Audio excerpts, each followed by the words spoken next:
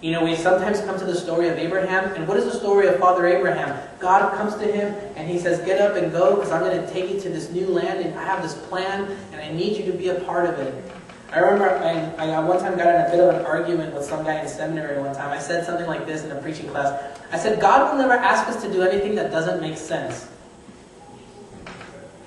And instantly, this guy was like, that's wrong, that's not true. And he uses the story of Abraham.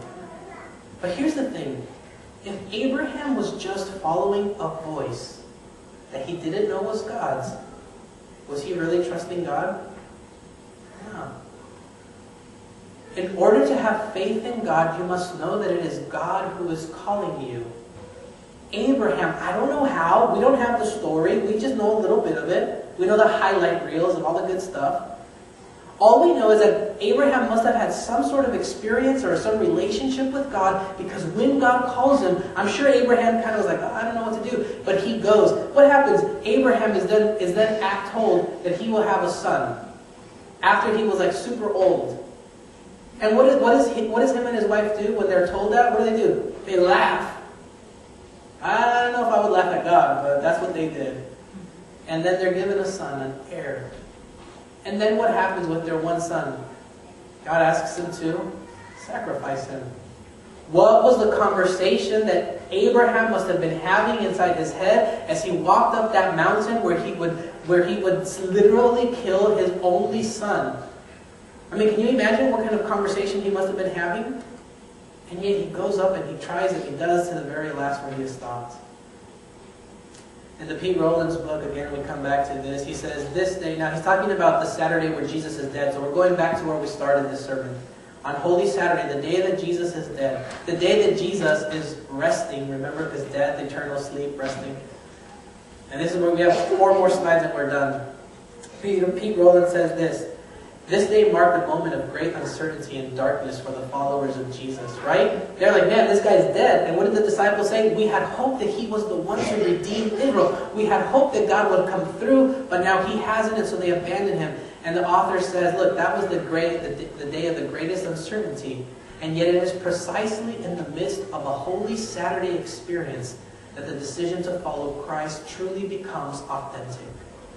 When life is difficult, when you know that God might not come in and swoop in and fix everything all at once, those are the moments when your faith is at its realest and most authentic. Because it says, because what you're saying is, even if God doesn't protect me from this, or even if God doesn't pull me through this, even if I lose everything, I will still believe in God.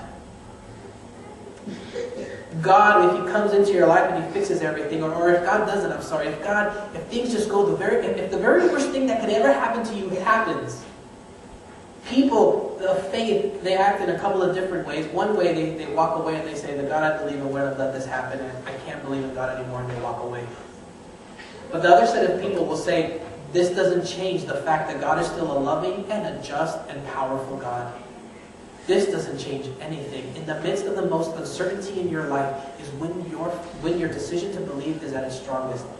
A faith that can only exist in the light of victory and certainty is one which really affirms the self while pretending to affirm Christ.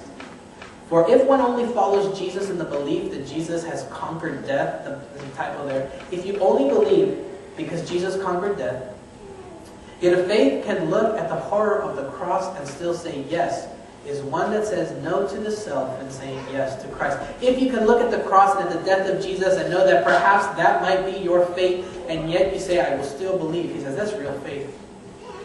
Because your faith is no longer about God swooping in and changing everything in your life, but it's about you are now giving up your life so that you can live a life that gives glory and honor to God, where everything that you do now will be done to glorify God.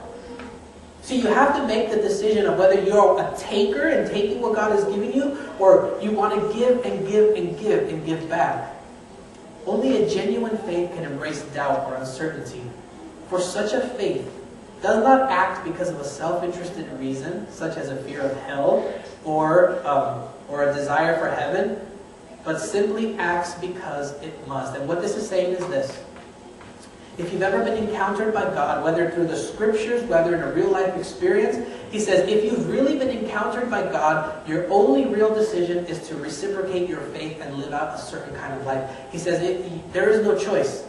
If God has actually intervened or encountered you, by nature you just naturally believe and have faith. Again, comes back to a relationship of love. If you truly are in love with someone and you love somebody, you are going to live your life in a way that is always serving and always giving to them. Always trying to speak with them in a way of respect, in a way of love. Because you love them. It's only natural that you live that way.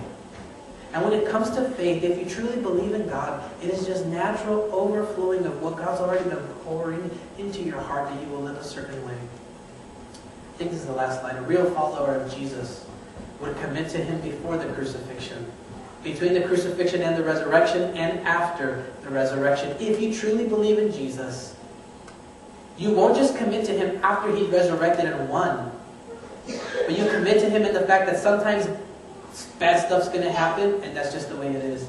And you would commit to Him before the supernatural resurrection, before when He's already spreading the good news.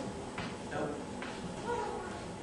Faith is only real and authentic when uncertainty is presented in your life and you say, I will still believe. Faith is at its strongest when the most horrible, worst thing that can ever happen to you actually happens, and you still do not let that take you away from the fact that God still is good, God still is just, and God still will one day put an end to everything wrong, evil, and sinful in this world.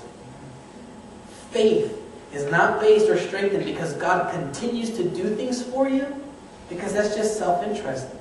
But faith must be strengthened in the absence of God. When you feel like God's not there, even though I believe God's always there, but even in that absence, faith must be strengthened there, because that's when your faith says, God doesn't have to do anything for me in order for me to keep believing. My wife or my husband doesn't have to do all of the things I want them to do in order for me to keep loving them. My parents don't have to see things my way for me to keep loving them. My kids don't have to do everything I want them to for me to keep loving them. Jesus does. He loves us no matter what. To live a life of faith is to say it's okay when everything doesn't work the way it's supposed to. I'm still going to believe. Because this life's not about me, it's about God. Authentic faith believes in spite of uncertainty. I'd like to invite you to open up your hymnal as we sing.